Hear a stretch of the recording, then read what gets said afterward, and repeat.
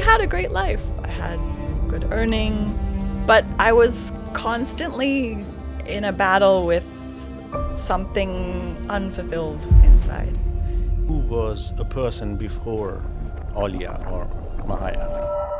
There was this science kind of tech person who was doing the regular life, get the job, make the friends, boyfriend. Your journey from Canada to India took place. I came to India a little bit curious about yoga. You made that journey and you met your master.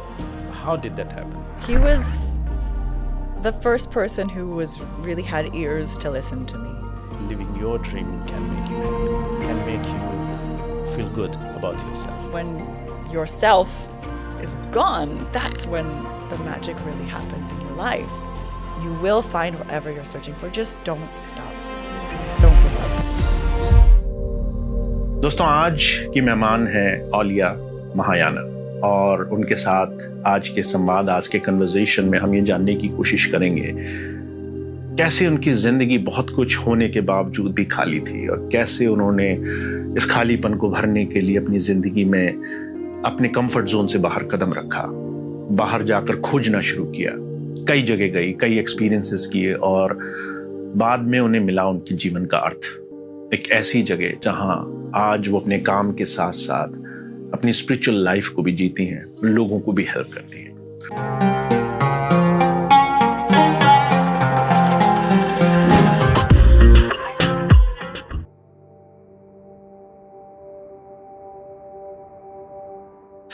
Very much welcome, Mahayana, to our podcast. Thank you so much, Devendra ji. Before we start, actually, I'm very much intrigued that you're called Mahayana. Was it your real name or did you pick up later, or how it became your identity today? Yeah, this name was a gift from my master, Maitre. So before I was called Julia, and I learned that the meaning of your name has such an impact on you unconsciously. And I learned this from Baba, of course. So he initially started calling me Auliya, which was easier to transition. It was similar to my name, and it meant like drunk on the divine, something like this. A lot of great Sufi saints also have this name as well. So that was my first kind of step into having a new name. And then after some time with him, he gave me the name Mahayana. And this one means great vehicle, big great vehicle boat. Yeah. So he is cultivating in me this being able to carry so many beings across the shore, the quality of that great vehicle, to have that compassion for, so many Do you feel beings. that this name, this new persona is actually affecting so much? I think it's growing. Yeah, Okay. It's definitely growing. I can't say I've arrived, but how I used to be and how I am now, I mean, it's impacting me, and it's that reminder. That's the greatest thing. It's that reminder of who I want to be. And it's also Baba's vision for me, and if he believes that that's what I can achieve, then I believe it too. Interesting. And if I may ask, who was a person before Auliya or Mahayana? Who was Julia? Yeah. Please tell something about Julia, the earlier version of you. Yeah, so Julia was computer engineer, very into video games, technology, loved to, I was just so into the internet and computers and computer games. And I also had, I had a bunch of friends in high school. I was doing a tech job. I technically had a great life. I had good earning, but I was constantly in a battle with something unfulfilled inside. Okay. It was like there was some split in me. There was this science kind of tech person who was doing the regular life, get the job, make the friends, boyfriend, all that stuff. Can we go a little slower, because Yeah. our audience, they really love to know the passion behind all those things were real. The computer, the Yeah. gaming, the future. Yeah. So please tell, because the transformation will make sense when we see that you were doing all that and you were really passionate about all those things. I was, and I still am, actually. And that was the hard part for me, was that I loved what was going on in the world of technology and gaming and pop culture. Yes. And I had this curiosity for spirituality that was kind of underlying. And it felt like, how am I ever going to satisfy both of these parts? How will I ever make these meet? So it was a struggle for me in the beginning. Okay, I want to do yoga. I want to meditate. I want to travel and discover myself. And also I want a cool tech job. I want to do coding and, like all together. Yeah. And it's just, they seem like completely separate lives. Like they could not meet. This. So some people were suggesting, you can make a yoga app or something like this, but it wasn't enough for me, So eventually, after working some time, it felt like this wasn't going to satisfy. I had to answer this undercurrent of a calling. And that's when I first traveled to India and thought I would learn yoga and see You're what from was Canada, there. is it? Yeah. And if I tell to my audience who are young and looking for luxury and the life of perfect scenario, what we should say, the Canada is actually on the epitome of that. It is beautiful. It is everything there. But you came from there to India. You traveled to India. That's really a lot to explore. Yeah. Please tell how your journey from Canada to India took place, and what was so necessary that you was really making that travel, the journey. Yeah, it was sort of seeing, after living this life of party, fun, friends, job, there was just no fulfillment. And I think even in India, people are experiencing that, where they have the job and they're maybe moved out of city and they're, living that great life, especially the new generation, Gen Z people are more free to experience that. But discovering that it's something is missing underneath. The connections you're making with people are thin, that deep conversation, that friendship is missing. Yeah. And not just I'm not saying that other people are missing it. I was missing it. I had so much arrogance. I had so much grand ideas about myself. I thought I was so great that I wasn't able to connect with people, and I didn't even realize it.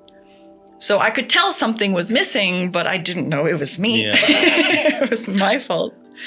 So, but it is the story of many people. If I may say, there's a lot of people who are going through similar situations. So it's not you only, but this happened, and you made that journey, and you met your master. How did that happen? Yeah, I feel lucky because I came to India a little bit curious about yoga. Like I didn't know anything about guru. I didn't know anything about disciple, about master, devotion, Sangha. These words I'd never heard of. But never part of your life, actually. And if you had told me, I probably would have been a little bit skeptical. Hesitant. Yeah. Especially in the West, there's so much like fear about surrender and guru, there's so much individuality is too strong almost in people. I do my own thing. I'm my own boss. Everyone wants to be their own this something. It is. And the grace that you find in dropping that is so unknown. there's this fear, like, I have to preserve myself. But actually, when yourself is gone, that's when the magic really happens in your life. But there's too much fear to let people really. Yeah, because this idea only that you let lose yourself can scare a lot of people. Yeah. And just now you said so gracefully, your guru. This word can scare so many people. Yes. So when you say guru, when you say your partner in divine journey, and when you say losing yourself as a software engineer, as a person who was really going for the peaks, for the heights of all materialism, please tell how you actually could accept that idea of being such a vast and such a focused person, to let yourself go for something completely unseen. Spirituality is not usually an object you can see outside. Mm-hmm. It's something you have to explore and accept. Yes. What happened actually that you felt that moment with your guru and you could embrace it? Please give us a little bit background so that we come along with this journey. Yes. So when I first met him, he was the first person who really had ears to listen to me. I had gotten myself into a place where I wasn't sharing any of my things with anyone, my family. Everything was just, I'll deal with it. I'm figuring it out. And somehow, through his care and grace and his questioning, I just felt like, okay, I can tell him everything. So that was the first step, was just his receptivity and understanding of me, what I was going through. First, I could relax and share all my problems, my inner state. Then after that, he started to show me the root of these things, And so it started to point back to my actions and my desires, or whatever it is that I was holding, that was causing me to be in these issues. So when you see that you're the culprit of your life, first of all, it's hard, it's painful. Yeah. You want to say, no. No, it's not easy to accept. Yeah, it's not. But he so gracefully can show you where it's like, oh, wow, I'm being stupid, actually. I can stop. I could stop that. So when you realize, oh, I'm just doing these things that are putting me in this negative situation, you have that opportunity and choice to stop. And that's when you slowly start to realize, as this is pointed again and again, that yes, I do want to be free from me, actually. That's when you have that surrender that I can lose myself now, because myself is not doing so well. So I don't want to hold this anymore. Wow. So it becomes almost logical. Like, that's the next step. I can drop this personality that I've been creating because it hasn't taken me where I want to go. And slowly, as you drop little parts, you start to see that what's remaining, this empty space, is where so much grace flows through. And that's what allows you to really love, to connect, to try new things, not worry about what you look like or how you are or what people think of you, because that personality is vanishing.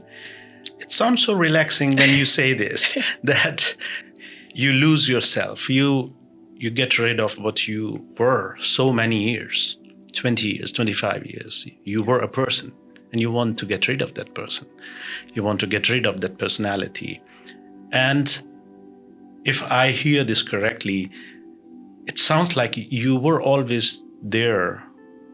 You had to lose only your guards. Yes. You had to lose only what your perception of life. Mahana, I have so much to now ask, because so much youth is watching today and they are going through this dilemma, this identity crisis. People want something from you from your childhood. You become doctor, you become engineer, you become this and that demand, that expectation is very heavy sometimes. And you have gone through all that. You have done all that, and still you're doing, but completely relaxing way. How is it possible that before it was so stressing, and now still you do that same work, it becomes much more like a celebration. Please decode this, how you're doing the same work, but it's not bothering you anymore. Yeah, that's the thing, is it's like your identity becomes so sticky. That's what gives this pain. So when we're like, nothing actually changes when you start to lose yourself. Your life actually is the same shape, but there's just this inner detachment. Wow. So like, I would say I'm the same person on the outside, but I'm not knowing that it's me. Like, I'm not saying I am this. It's like there's this inner realization that I'm not this. But that takes kind of time and inquiry. First, you have to see which parts of you are holding on to these. It's usually a desire that's making something painful or sticky in life. To become something. Yes. To reach somewhere. Yes. Like, I want to be seen by everyone, or I want my parents to say, wow. This is the biggest one. It's just, I just want my parents to say, wow. To prove that they can really admire you. Yeah. And then the whole life we're just running to get their wow. And even if you get it, it's not going to satisfy that inner child, who's searching for that wow. So it's like you have to slowly realize why you're doing, like, who is doing what you're doing inside?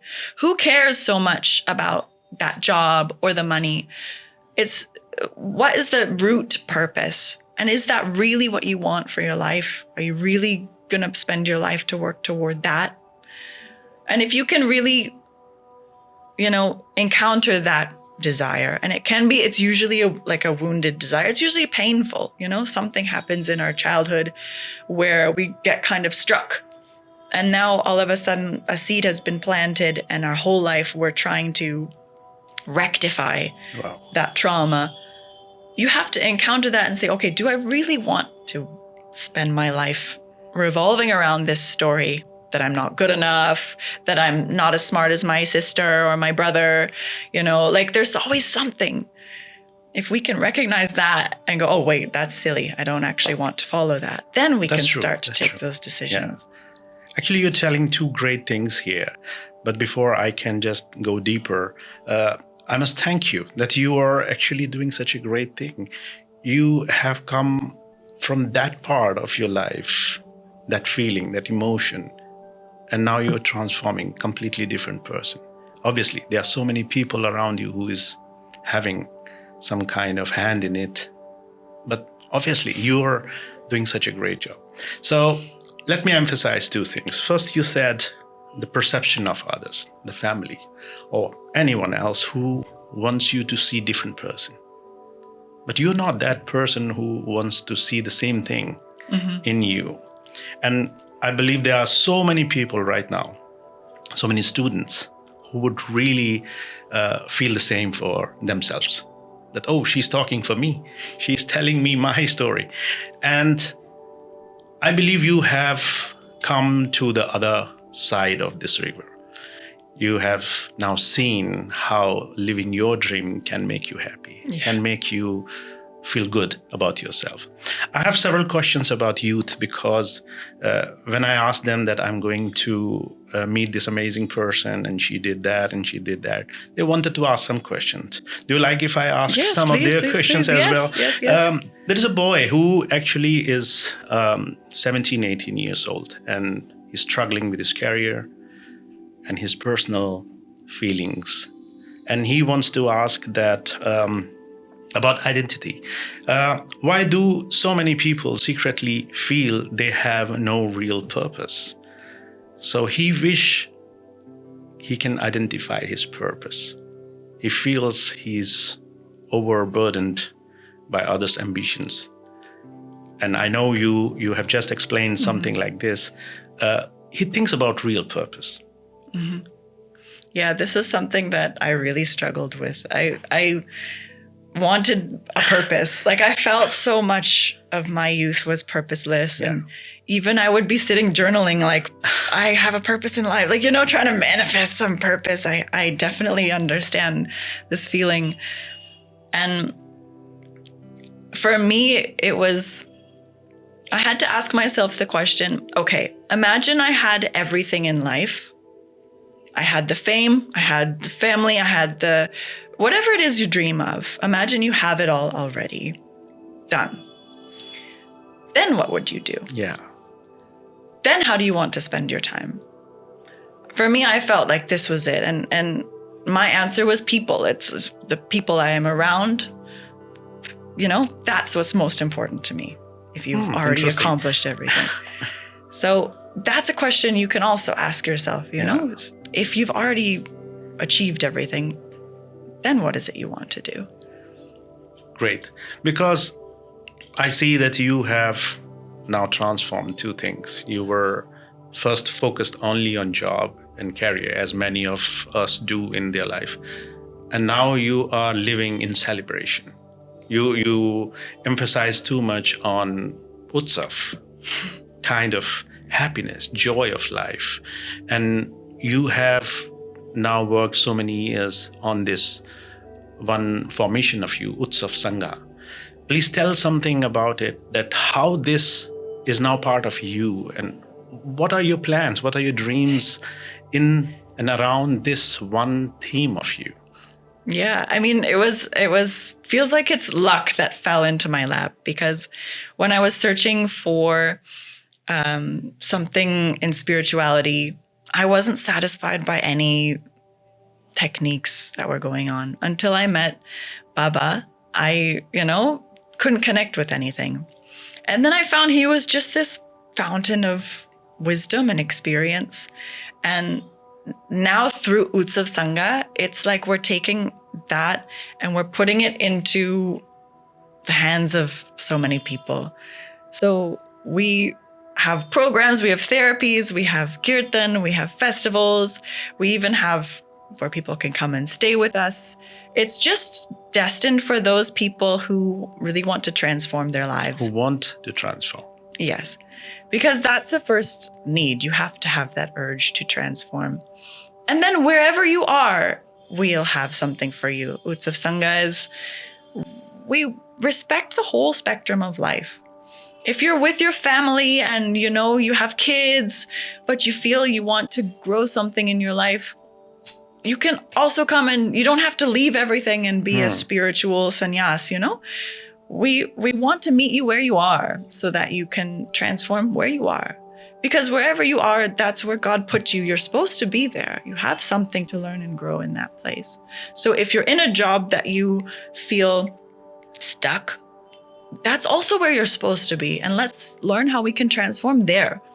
Maybe you need to learn the service, or maybe you need to learn how to celebrate more in work. Whatever it is, you're meant to be there and transform there.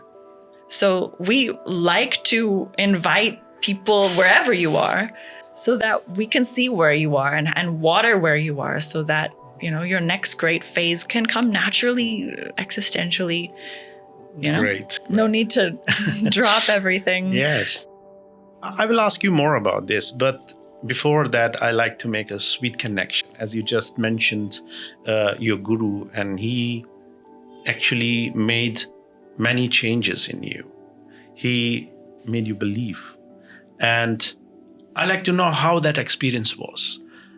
Was it that you needed emotional support, or was it that you needed some kind of inner enlightenment? What was it that made you feel that this is the right way? He is actually incredibly logical. And this was what touched me, especially as a computer engineer. I'm sure you can understand. Yes. My mind is very scientific and logical. And all my talks with him were so, I cannot refute. Every point he was making, it was just, yes, actually, you're right. What can I say? He really is so logical. And simultaneously, he's so exuberant. He's so contradictory. But it always makes sense. It was, for me, always true. And I was it was the first time where I really felt like I couldn't poke holes in whatever he was pointing to me. And that really built my trust in him. And slowly, as I experimented with his pointings, then I got that experience as well. And so I really was able to listen more and more. You know, my ears would open more and more, because always there's that first layer of like arrogance a little bit there. When you're listening to someone, it's like, I know more than you. This is always there. That's true. But slowly, you know, I was like, oh, that was really true. Oh, that was really true. Oh, I didn't know that. Okay. All my ideas about myself started to kind of crumble away as I was really absorbing his, you know, wisdom. Yeah. Amazing. I can see that you have really enjoyed the transformation, the company, the feeling what you were looking for so long. Do you like to bring me back to those times when you were in relationship and you were early, like 14, 15 years or even 16, and there's pressure that if you don't have a boyfriend, if you don't have a friend, a very special friend, you are missing out. Friends, your college, your school friends are looking at you differently. Mm-hmm. And you feel like, oh my God, you are not there. Yeah. Did you go through that as well? Absolutely. Absolutely. Or even if you do have a partner, like, are they up to the standard of everyone? Yeah. Like, there's so much care about what it looks like for other people. And it's just poison inside. It's so unfortunate. What do you say now to that, Julia? Don't listen. Don't listen. Because in those, it's such a brief moment of FOMO. It's such a brief moment of discomfort. Even people will say what they say, but the rest of your life is waiting for you, you know? These people you won't see again. If they have that much negative thought for you, they're going to be gone from your life. You don't want to hold on to them. So don't follow that. And it's very hard. You use the term poison there. Was it something you feel that affected that youth of you so much in a way which you think differently today? I cared so much about what people thought about me. I think relationship-wise wasn't as big of a deal, but I was always so conscious and always looking for an identity that I could assume, you know? Okay, am I a girly? Am I a tomboy? Am I like a computer person? Like, how should I be and who should I fit with? How should I laugh? Am I annoying? Am I funny? Like, what is my trait that I can just be so that people will like me and I can just fit that box? Yeah. And it was like I was constantly struggling, you know? I was dancing between so many personalities that I couldn't actually just be myself. Are you relieved that you are away from that? So much. And I feel like what I was going through is also natural because we don't actually have an identity. It is. Like, no one is a set thing. Yeah. You'll never feel like, that's me. It's all an addition to your true self. So I think it's great that if you don't know who you are, congratulations, because it means you're not stuck also like, I am this, you know? So I also feel lucky looking back that I wasn't able to just like hold on to an identity so strongly. Yeah. But in the time when I was in that moment, I felt so lost, like, which one is me? Yeah. So it's kind of like that. Yeah, when you say this, I am actually living this moment with you right now because I have seen those people, those girls, those especially young girls who really create that identity, which is not true. Yeah. And later, they most of the time regret they could have probably lived differently. I'm so happy for you that you have really gone through so much and still you are making such a big change, which most people are even not thinking of. And my interest is what helped you, because I see your profile. You're a Reiki master as well. You are into music as well. You are doing a lot of things. How this exactly helped you inside? Please tell something about this. Yeah, so it really does help to have a passion. Not even just a passion, but something that you love to do, that's unrelated to what it looks like outside. And for me, music was a big one. And by the grace of Baba, I also was able to discover Reiki. So these two things have, cultivated in me. Just about Reiki, I mean, I had received a healing session from someone once, and it was really mysterious for me. In Reiki, you place your hands on someone, and it's a universal life force energy. It's a healing energy. So the healer basically is the medium for this energy to pass through them into whoever is being healed. So it's done simply by just placing your hands on that person, and the Reiki energy flows. It's very simple, effortless. Wow. It's really remarkable. So and the effect, if I may ask, what people feel? It's different for everyone. Reiki is always mysterious, even after doing it for many years. I'm always blown away by it. Okay. So it heals whatever is needed to be healed. So it could be your physical body, it could be your emotions, your mind, your life situation. I like to even think of it as the stem cell of energy, So it can take whatever form it needs to take and just kind of bring that place back to life. So when I was receiving this session, this woman was giving me a Reiki session, and it felt like 8 hands were on me at once. I didn't know where her hands were, and every time they moved, I was like, I didn't know it was there. And it was like really an interesting session, and my whole body just felt like so drunk after. Just this like grace and joy and calmness. It was really a beautiful experience. And then after maybe 2 years, when I was with Baba and staying with him, he had started satsang, and I just mentioned to him casually, like, I'd like to learn Reiki one day. And he was like, I'm a Reiki master. I was like, oh, I had no idea. So luckily, that's how Reiki works. It just provides so effortlessly what you need. So he taught me, and I started to do Reiki self-healing as well. So you can use it on yourself. You do a 21 days self-healing process after you get attuned to it. So it just became a new sadhana for me. And then slowly over time, I got Reiki level 2, Reiki level 3 from him. And then everyone in Sangha learned Reiki. And then Reiki was just spreading, from all of us to new people. So it's just that energetic support, it really takes you to your highest ability, whatever it is. Sometimes through effortless ease, sometimes through discomfort, sometimes through you need to learn this now. So it takes you as far as you need to go to learn the lesson, and then pulls you back, So it's really always working in a unique way that's just really supported me and Sangha and everyone so far.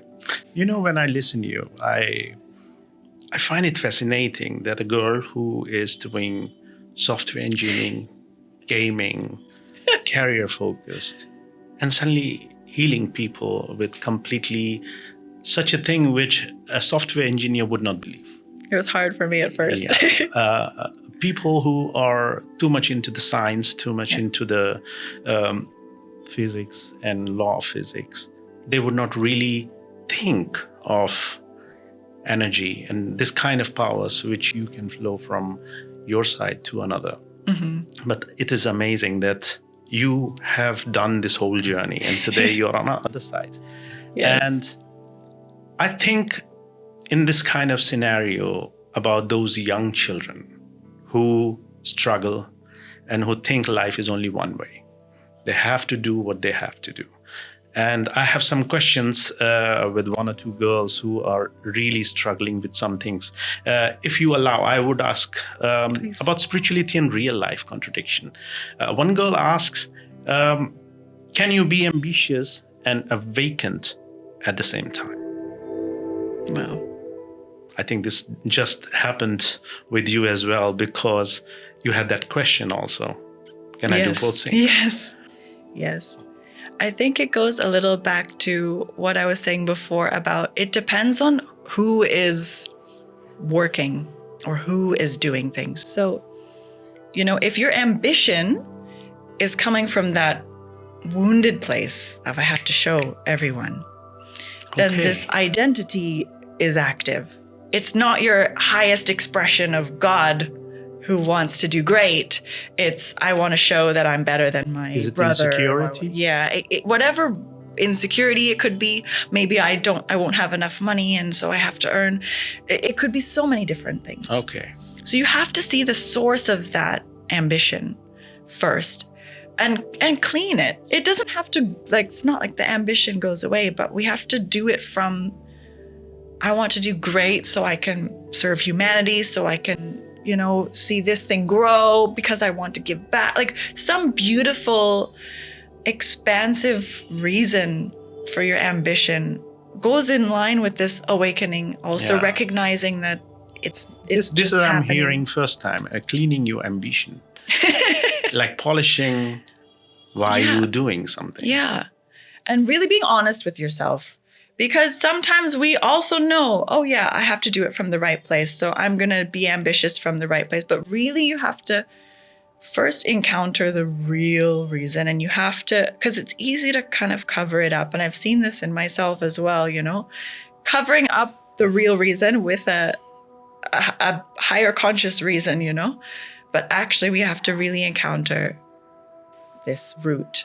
Wow. And then once we can really let that one go, then the ambition flowers itself from your knowing that this is happening through as it should be in this world. This is what I need to do because I was chosen for this, or whatever your reason is, whatever your new reason is. Great answer.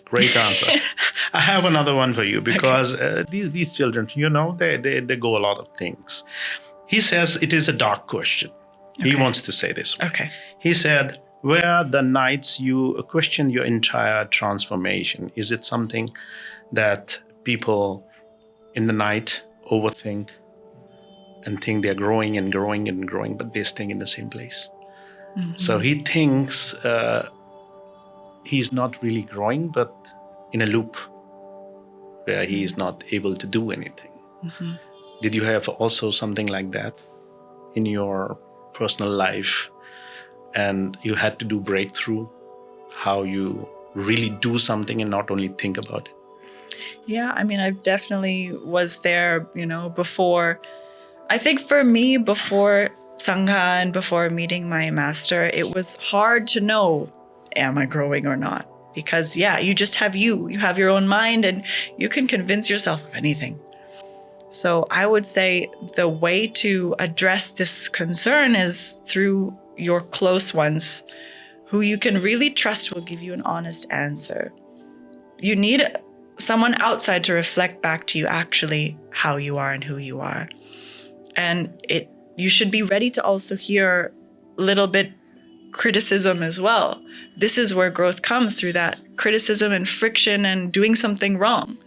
So I would say if you're not sure about your transformation, if you're growing or not, you should ask others and see really what they see in you, what they've seen in your time, or what they think about you. And they should be trusted people who will give you a true answer. Not just make you feel good. Because you can ask people who what they'll say. Okay. They'll say, oh yeah, so you're it's great. Kind of accountability. Just make friends who let you check yourself. Yeah. Amazing. Yeah. You need that external. So we are coming to the last segment, because we want to really know about this Utsav Sangha, which you are really working on. And now you are on this Utsav Yatra.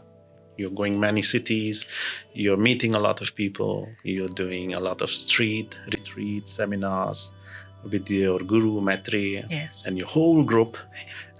Please tell if someone wants to experience this, what you experienced, how exactly it is possible, what they are looking for. Yeah, I mean, as I mentioned, we have an entryway for everyone wherever you're at. So if you feel like, oh, this might be too advanced for me, no worries. We have our festivals, this is a good way to come in and just celebrate, meet people, try some meditations, express your emotions, like the things that we need to do to have a healthy system, to a little bit inquire within. They don't need to come with the great expectations, No. but just follow through. Yeah. So many people are calling us and saying, I've never done anything like this before. Will it be okay? I'm not a yogi. Like, I'm not flexible. But that's actually a great position to be in. It means you're open, you're ready, you don't have preconceived ideas, and, you can really experience something new. Great. And discover that. So, yeah. So before we leave, I always ask my guest one question. And that is, in some words, if you want to express what Mahayana is, what you would say and what you're feeling that you have transformed inside of you. Please tell something. Okay. I just feel lucky. I don't know if I could still say I am this. I just feel lucky that I have so much support, and that is the biggest transformation for me. And I think for others, just finding that support of who you can have that guidance from, that relaxation. Okay, I have my family. That I feel if you have that, then you're bound to be on the right path. That love and care and support. Yeah, I can't say I know who I am. This is me. And I honestly hope I never get to that point as well. It's just great to be whoever I am in the moment. But I just feel lucky and blessed to have such a beautiful family. Great. I have one more question, because there are so many people watching, or maybe they're going to watch it again and again. And basically young people who are really struggling sometimes, that someone should understand them. Someone should give them freedom. Someone should give them their choices. And you have gone through that, and you have made your way to your dream, your life, where you feel happy, you feel joyous, you feel in Utsav, celebration. What they should really understand with this conversation, and what they should take it as a breakthrough, what you want to tell them. Whatever it is you're searching for, you will find it. You will. It's bound to, because it's also searching for you. So don't stop. Don't give up. If you're looking for a family to connect with, keep trying. Keep expressing yourself and seeing who's ready to listen. If you're looking for a breakthrough, keep asking the questions, because it's going to come. It is going to come. There's never going to be a moment where it's not coming to you. That's the growth. That is the growth that we need in this humanity, that you will find whatever you're searching for. Just don't stop. Don't give up. I know it's a cliche, but it's really true. So good. It's coming out of you, giving the hope to all the youth. I'm so much thanking you. Yeah. Thank you so much. Thank you for coming today. आपका बहुत बहुत धन्यवाद हमारे इस conversation को, इस podcast को अंत तक सुनने के लिए। मुझे उम्मीद है ये आपकी लाइफ में वैल्यू ऐड करेगा, आपके नॉलेज को थोड़ा सा और विस्तृत करेगा, आपके डिसीजन मेकिंग में हेल्प करेगा, और आपके सही डिसीजंस को एक सही लक्ष्य तक, एक सही मोटो तक लेकर जाएगा। दोस्तों, हमारे जितने भी मेहमान आपके बीच में आते हैं, उनके एक्सपीरियंस से अगर हम कुछ सीख सकें तो हमारे इस संवाद का, इस कन्वर्सेशन का, इस पॉडकास्ट का मतलब सिद्ध होगा। तो आई विश कि ये तमाम मेहमान अपनी नॉलेज से आपको वो सब दे पाएं जो आपकी ज़िंदगी में एक बेटर डिसीजन लेने में मदद करे. Thank you so much for listening, and I hope you will keep coming back. You will subscribe and like every episode which makes some value in your life. Thank you so much.